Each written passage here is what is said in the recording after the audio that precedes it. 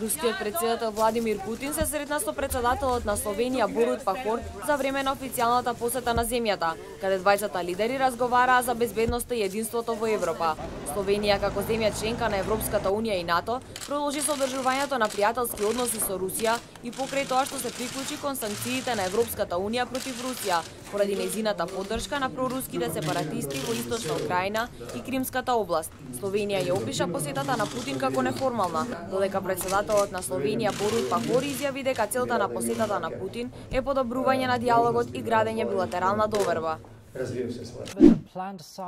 Федералната служба за безбедност на Русија објави дека открила вирус за кибернетичка шпионажа во компјутерските мрежи на околу 20 руски компании, соопшти одделот за односи со јавноста на ФСБ.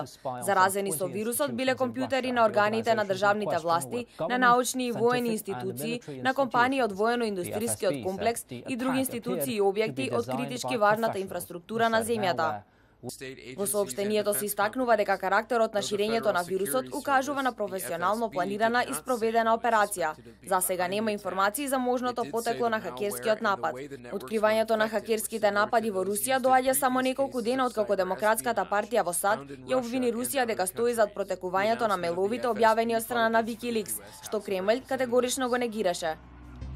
16 лица загинаа во трагична несреќа со балон на топол воздух во САД. Американската агенција за воздухопловство соопшти дека балонот се запалил, а потоа се урнал во поле во централниот дел на Тексас.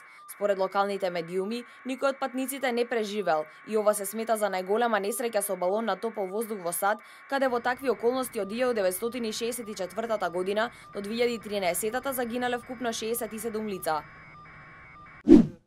Парламентот во Тунис изгласа недоверба на премиерот Хабиб Есид по само 18 месеци на функција. Вкупно 118 пратеници гласаа против Есид, тројца за да остане на функција, додека 27 биле воздржани.